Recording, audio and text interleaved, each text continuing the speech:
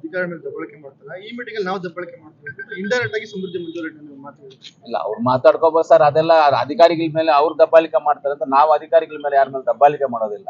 ನಾವು ಇರೋದನ್ನ ಮಾತಾಡಿರ್ತೀವಿ, ಇದನ್ನ ಕೇಳಿರ್ತೀವಿ. ನೀವು ಎಲ್ಲ KDP ಸಭೆಗಳಿಗೂ ನೀವು ಇರ್ತೀರಾ, ಕರೆಕ್ಟೇ ಇಲ್ವಾ? ನಾವ್ ಯಾರ ಮೇಲೆ ಬಂದ್ಬಿಟ್ಟು ದೌರ್ಜನ್ಯ ಮಾಡಿದೀವ, ದಬ್ಬಾಳಿಕೆಗಳು ಮಾಡಿದೀವ? ಇರೋದನ್ನ ಹೇಳಿರ್ತೀವಿ. ಹಂಗವ್ರು ತಪ್ಪು ಮಾಡಿದೆ ಅಂತ ಸ್ವಲ್ಪ ಜೋರಾಗಿ ಮಾತಾಡ್ತೀವಿ. ಅಷ್ಟು ಬಿಟ್ರೆ ದಬ್ಬಾಳಿಕೆಗಳು ಯಾರು ಮಾಡಲ್ಲ. ಅವ್ರಿಗೇನಾದ್ರು ಆ ಹ್ಯಾಬಿಟ್ ಇರ್ಬೋದೇನೋ ನಮಗ್ ಗೊತ್ತಿಲ್ಲ. ಅರಣ್ಯ ಬೇಕು ಅಂತ ಯಾರು ಹೇಳಿಲ್ಲ ಸಿಗೋದಿಗೆ ಅನುಮಾನ ಅಂತ ಒಂದು ಮುನ್ಸೂಚನೆ ಸಿಗಿದೆ. ಹೇಗೆ ಅಂತಂದ್ರೆ ಈಗ ನಂಜೇಗೌಡರನ್ನ ತೃಣಮೂಲ ಅಧ್ಯಕ್ಷರಾಗಿ ಮಾಡಿದ್ದಾರೆ, ಮತ್ತೆ ಅವ್ರನ್ನ ಡೆಲಿಗೇಟ್ ನಿಮ್ಮನ್ನ ಮುಂದೆ DCCB ಅಧ್ಯಕ್ಷರಾಗಿ ಮಾಡ್ತಾರೆ. ಇನ್ನ ಈ ಉಳಿದ ಒಳ್ಳೇದು. ಯಾಕೆ 4 ಜನ ಶಾಸಕರಿದ್ದೀರಾ, ಒಬ್ಬರಾದ್ರೂ ಮಂತ್ರಿ ಆಗ್ಬಿಟ್ರು? ಇಲ್ಲ, ಹೈಕಮಾಂಡ್ ಕೊಟ್ರೆ ತಗೊಳ್ತೀವಿ. 4 ಜನದಲ್ಲಿ ಯಾರು ಕೊಟ್ಟರು ತಗೊಳ್ತೀವಿ, ಅದೇನ್ ಡೌಟ್ ಏನಿಲ್ಲ. ಅದು ಬಹುತೇಕ ಅನುಮಾನ ಇದೆ, ಅನುಮಾನವಾಗೇ ಇರ್ಲಿ, ಬೇಡ.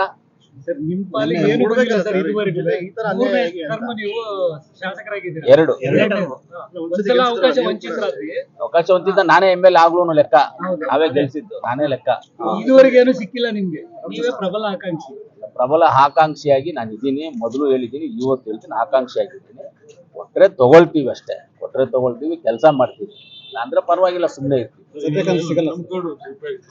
ನಮ್ಮ ಪಕ್ಷದ ಅಧ್ಯಕ್ಷರಾದ DK ಶಿವಕುಮಾರ್ ಸಾಹೇಬರು ತೀರ್ಮಾನ ತಗೊಳ್ತಾರೆ.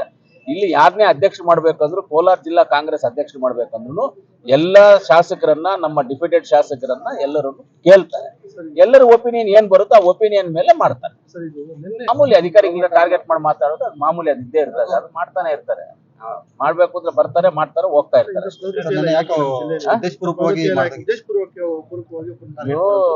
ನಮ್ಮ ಕೋಲಾರ ಜಿಲ್ಲೆ ದೇವಮೂಲೆಯಲ್ಲಿ ಇರ್ತಕ್ಕಂಥ ಜಿಲ್ಲೆ ಇದು. ತುಂಬಾ ಒಳ್ಳೆ ವಾಸ್ತು ಪ್ರಕಾರವಾಗಿ ಚೆನ್ನಾಗಿದೆ.